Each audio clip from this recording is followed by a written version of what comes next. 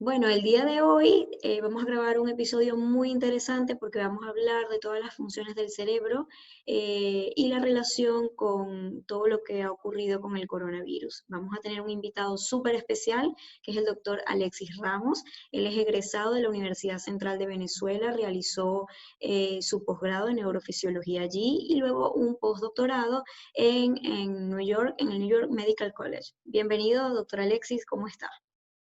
Muy bien, gracias. Muchas gracias por la invitación y un saludo a ustedes y a todos los que lo escuchan, ¿no? Muy Escuchan el bien. programa. Así es, muchas gracias por estar con nosotros. El día de hoy va a ser un programa muy interesante porque nuestros seguidores en Hospiclick pues consultan regularmente por la situación de estrés que ha ocasionado todo el tema de la pandemia a nivel mundial. Tenemos seguidores en todo el mundo y me parece muy importante que conozcan el funcionamiento de nuestro cerebro y por qué reaccionamos así ante esta situación. Por lo que quería comenzar esta entrevista hablando de un tema muy importante, que es cómo se comporta fisiopatológicamente y neurofisiopatológicamente, digamos, nuestro cuerpo ante una situación de El alarma. sistema nervioso tiene una organización, ha alcanzado una organización después de miles de años de evolución para detectar y calificar cualquier tipo de estímulo. Fíjense ustedes que en relación a la pandemia actual, la información viene principalmente por vía auditiva, por vía de las redes, Ujú. visual y por lectura, lo cual significa que ese que es un estímulo que no nos afecta directamente a nuestro organismo, sí nos afecta desde el punto de vista del concepto de enfermedad y del peligro que estamos corriendo si nos dejamos infectar por un microorganismos, un virus, como es el caso del COVID-19.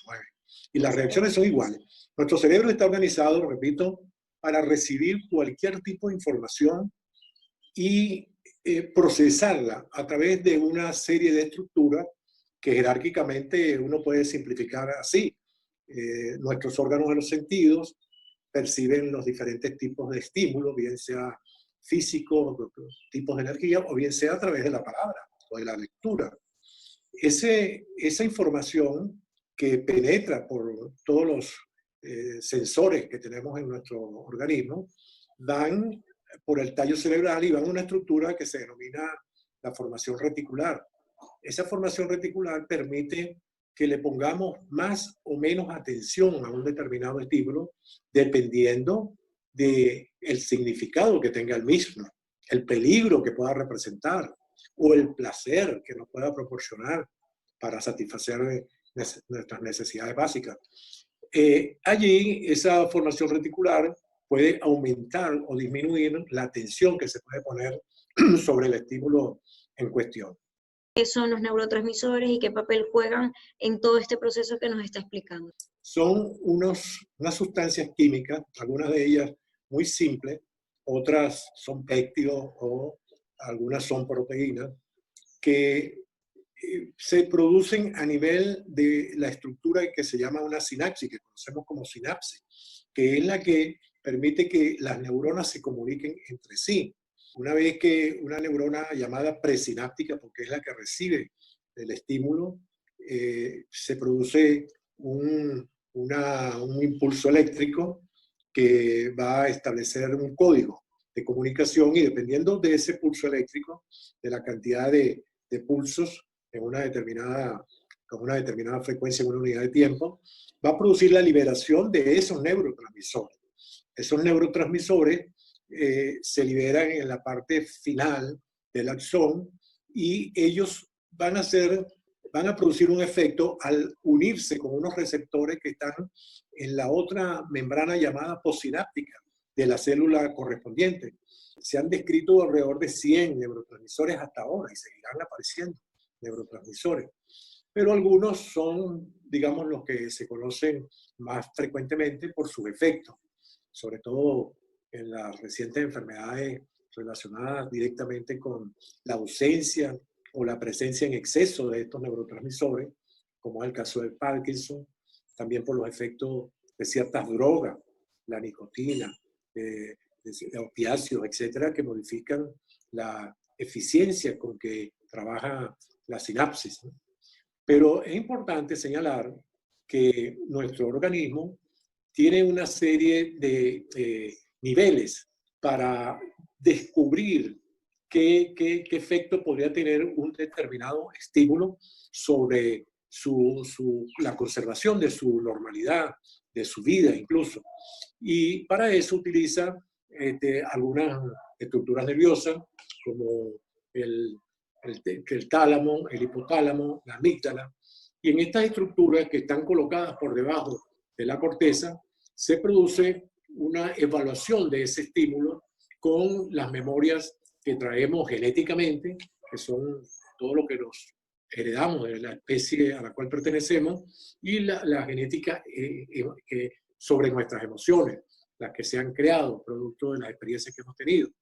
Allí se compara ese estímulo y si se considera que el estímulo reviste cierto peligro, pues se desencadenan una serie de reacciones que llevan a la liberación de hormonas, tales como el cortisol, que es una hormona que produce una serie de reacciones para afrontar o huir frente a la situación de peligro. Igualmente, otra parte del sistema nervioso, que es el sistema nervioso llamado simpático, que tiene dos ramas, el simpático y el parasimpático, se conecta con algunas glándulas, la glándula suprarrenal, por ejemplo, que segrega unas hormonas que todos habrán oído nombrar, que son la adrenalina, la noradrenalina, catecolamina, que también van a actuar en función de preparar al organismo para afrontar esa situación de estrés. Aumentan la frecuencia cardíaca, aumentan la frecuencia respiratoria, aumenta el nivel de glicemia, se produce una distribución de la sangre en el organismo, mayor sangre para el corazón, mayor sangre para el cerebro, en fin, colocan al ser vivo en la situación de defenderse frente al peligro o de huir para salvar su vida, por supuesto, para conservar su vida. Podríamos decir que un estado de alerta o de ansiedad ante una situación como la pandemia que estamos viviendo conlleva una cantidad de reacciones en nuestro cuerpo, en nuestro cerebro, que van a desarrollar o van a liberar neurotransmisores y van a desarrollar diversas señales que al final van a producir todos esos síntomas que los pacientes suelen consultar, ¿no? Que tienen alteraciones para conciliar el sueño, palpitaciones, etcétera. Sí, lo que ocurre es que tenemos unos mecanismos también fisiológicos para que esa situación de alerta que nos aumenta la frecuencia cardíaca, que nos aumenta la respiración, se extinga en aproximadamente una hora, media hora, y se vuelva a recuperar la normalidad. Es decir, nuestro organismo está hecho de tal manera que nosotros nos respondemos frente a un peligro, pero reconocemos que ya el peligro se extinguió, también por señales que se crean en nuestro organismo y volvemos a la normalidad. Es un proceso de adaptarlo. La patología aparece en el momento en que nuestros mecanismos de adaptación no son eficientes y seguimos conservando las respuestas exageradas y la presencia de ciertas hormonas, sobre todo en nuestra sangre, para producir unos efectos que producen, por supuesto, enfermedades. En el caso del estrés ya mantenido o de algunas ideas obsesivas que producen respuestas exageradas en nosotros y mantienen una condición de estrés crónico. Y eso, por supuesto, que va a producir enfermedades. La hipertensión tiene su base en este tipo de respuestas. La diabetes, el aumento de la glucosa que se mantiene en el tiempo, también es otro tipo de respuesta inadecuada. En fin, en el momento en que perdemos esa capacidad de adaptación, en ese momento también podemos perder nuestra salud y comenzar a tener algunas enfermedades que son productos de esa mala adaptación por parte del organismo. por ejemplo, nuestros pacientes que escuchen esta entrevista, que sepan y que entiendan que todo lo que sienten es producto de su sistema nervioso, del estímulo que están recibiendo y de una respuesta fisiológica que se puede llegar a ser patológica si se mantiene en el tiempo. Pues, Claro. ¿qué se le puede decir a un paciente, como lo que está mencionando, el ejercicio, la alimentación? ¿Qué cosas se le puede recomendar a un paciente que está pasando por esta situación para adaptarse y para todos nosotros adaptarnos a esta nueva situación mundial que está ocurriendo? Bueno, en primer lugar, controlar la angustia y el pánico que a veces cae la persona por su situación. Por supuesto que no podemos marginar el hecho de que la falta de salud está ocasionada muchas veces por una desnutrición, la falta de suficiente de recursos para poder adquirir una buena nutrición. Recordemos que hay millones, miles de millones de personas en situación de hambre, que no están bien atendidos desde el punto de vista de su nivel de vida, la falta de agua, la falta de hospitales, de servicios públicos. Todo eso son factores que generan angustia, generan ansiedad, y que algunos están en manos de las personas poderlas superar, pero en otras va a depender de la sociedad en la cual esté viviendo dicha persona o dicho grupo social.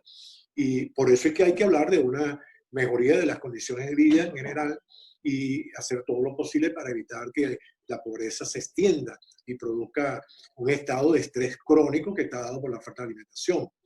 Pero en el caso de las personas ya de un nivel socioeconómico mayor, más elevado, con más recursos, ya no son estos los factores, el hambre, la inseguridad, pero actúan otros factores que son los que tienen que ver con toda la creencia y la exageración sobre estímulos sobre los cuales no tenemos realmente control, o la persona pierde la capacidad para controlar su respuesta frente a estos estímulos. La gran ansiedad y angustia, por ejemplo, del COVID-19 se debe a nuestro desconocimiento de cómo ese virus infecta a nuestras células, cómo adquirirlo, cómo defendernos frente a él y no tener protección mediante vacunas, ¿no? Entonces, estamos hablando de un estímulo nóxico, de un peligro sobre el cual tenemos poco conocimiento, y eso hace que aumente nuestra angustia, nuestra ansiedad, y que solo se calma o se tranquiliza la sociedad en el momento en que se sabe que exista un medio, un recurso para curarlo o para prevenirlo. Por ello es tan ansiado la llegada de una vacuna o la llegada de un remedio para enfermedades de este tipo. Entonces, así igualmente se produce con las redes sociales. Hay demasiada información que la gente no sabe manejar o que exagera por una condición previa, le da una interpretación que puede afectarlo desde el punto de vista de su adaptación. Entonces, cuando se pierde el control, bueno, habrá que recurrir a ayuda externa para que efectivamente podamos tratar de encontrar de nuevo una manera de normalizar el sistema que está alterado por algunas razones, ¿no? Exactamente. ¿Y cuál sería el futuro desde el punto de vista de la neurofisiología, de los neurotransmisores, ante estas situaciones de alarma y ante el nuevo mundo al que nos tenemos que adaptar? En la evolución de los seres vivos se ha notado que además de la adaptación, de la selección natural propuesta por Darwin hace muchos años, existen las mutaciones. Las mutaciones es otro mecanismo que tienen los seres vivos para lograr, para que aparezcan ventajas con respecto a situaciones de estrés o de peligro de su existencia, ¿verdad? Esas mutaciones, si producen individuos más adaptados, que puedan defenderse mejor, ellas tienen éxito y por lo general son más complejas esas mutaciones que se producen. Si la mutación no es suficiente para sobrevivir, para adaptarse, esa mutación desaparece, tiende a extinguirse, ¿verdad? Entonces, ¿qué es lo que ha ocurrido con esta situación? Que nosotros vamos a ir sufriendo modificaciones en la medida en que el ambiente nos exige nuevas formas de defensa. El ser vivo no se caracteriza por quedarse estático, es dinámico. En la medida en que aparecen situaciones inesperadas que representan un peligro real para la subsistencia, en esa medida van apareciendo mecanismos de adaptación que permiten que haya sobrevivencia de la especie. Por eso es que hay algunas especies que han desaparecido, o hay mutaciones frustradas que desaparecen y hay otras que tienen éxito. Con esto quiero decir que no es que la vida se va a acabar, sino que hay que desarrollar en un periodo de tiempo relativamente breve, porque recordemos que la evolución se ha producido durante miles de años y antes había como más tiempo para adaptarse. Ahora los cambios son más bruscos, en periodos de tiempo más cortos. Y en esa medida también nuestro sistema nervioso se va modificando. El sistema nervioso que tenemos en la actualidad no es el mismo que teníamos cuando vivíamos en grutas, en cavernas. El sistema nervioso de los seres humanos cuando vivían en caverna era relativamente sencillo. Tenía que detectar las fieras porque constituían un peligro. Tenía que detectar dónde había alimento. Es decir, para mantener su... Hoy en día no. Hoy nuestro sistema nervioso está armado de muchísimos mecanismos para nuestra defensa, para adaptarnos a las nuevas situaciones. Por supuesto, a veces uno aprende de las nuevas situaciones, pero a veces hay mucha gente que no aprende de las nuevas situaciones o de los golpes.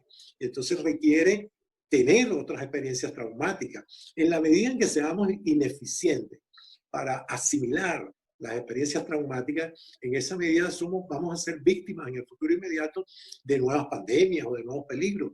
O sea, el ser humano está obligado a cambiar porque ha puesto en peligro de tal magnitud su existencia sobre el planeta, que ha ido alterando, que ha ido modificando y que por supuesto nos hemos ido adaptando, pero pudiera producirse una situación en donde es incompatible la vida, tal como la concebimos en los seres humanos, en un planeta que esté totalmente alterado y contaminado.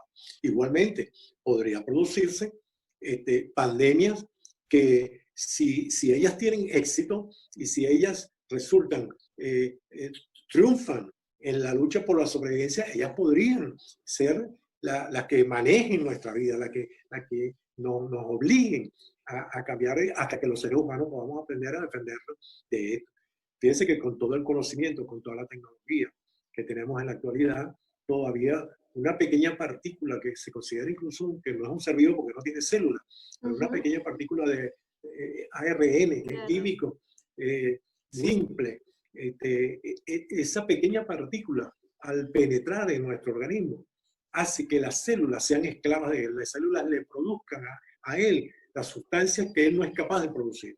O sea, induce un cambio en nuestra célula. Imagínense ustedes, eso es inteligencia. Bueno, podría ser a un nivel biológico, se puede considerar inteligente. Y nosotros, que nos consideramos tan inteligentes porque tenemos un neocórtex muy desarrollado, a veces no podemos defendernos de una partícula tan simple y tan sencilla como esa. O sea, que, ¿dónde está la inteligencia realmente? ¿Qué es lo que hace inteligente a unos seres vivos? Es una reflexión que tenemos que hacer los seres humanos del mundo frente a esta situación que nos tiene paralizado a todos y que ha dislocado todo el sistema de producción y que nos puede llevar a una situación realmente muy peligrosa desde el punto de vista de nuestra existencia material en esta civilización. Así es, doctor Alexis. Bueno, excelente reflexión final para terminar nuestra entrevista. Como lo comentamos antes, detrás de cámaras, pues me gustaría compartir un hábito que sé que también lo practica, que es la lectura en estos momentos donde las personas tienen pues mucha ansiedad, hay mucho nerviosismo, pues buscar un buen libro que les guste, que se puedan relajar.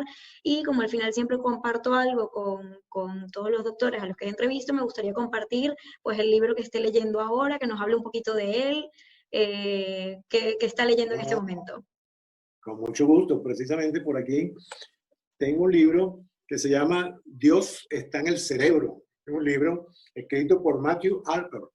Es un libro interesantísimo y viene muy bien en este momento de reflexión, porque este autor se plantea si él trata de mostrar que la creencia en Dios, que por supuesto para él no es el Dios de la chiva, etcétera, en el cielo, rodeado sino el Dios es una fuerza sobrenatural que en cierta medida tiene que ver con el desarrollo del universo, con la armonía en el universo, con la existencia de nosotros como seres desarrollados, inteligentes, etcétera, en este planeta. Entonces, él trata de mostrar que el ser humano, con todo su desarrollo, con todo el tipo de sistema nervioso tan evolucionado como el que tenemos por el desarrollo de la neocorteza, es una demostración o aceptación de nuestra limitación, que por más que nosotros intentemos aparecer como inteligentes, como prepotentes, etcétera, etcétera, siempre hay en nosotros una necesidad de acudir a un ser superior que nos permita consolarnos en las situaciones en las que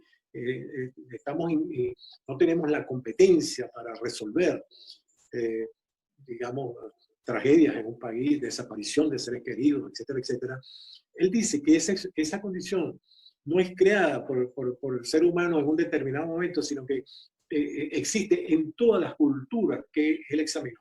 Las culturas más primitivas, hasta las culturas más desarrolladas, tienen la necesidad de creer y de acudir a una figura de esa naturaleza que es Dios, que es el ser creador de toda esta que todavía no terminamos de conocer, de entender cuál es la finalidad de la existencia nuestra en este universo. Recordemos que somos una partícula muy microscópica dentro del universo infinito. La Tierra prácticamente es importante para nosotros por nuestra concepción antropocéntrica de que el mundo está hecho alrededor nuestro y que nosotros somos los más importantes. No, ni somos los más importantes, ni somos los más inteligentes.